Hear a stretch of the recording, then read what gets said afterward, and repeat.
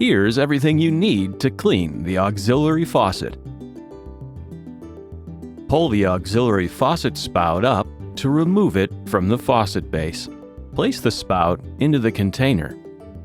Pour in enough vinegar to cover the spout. Soak the spout for 1 hour. Swish the vinegar around and through the spout.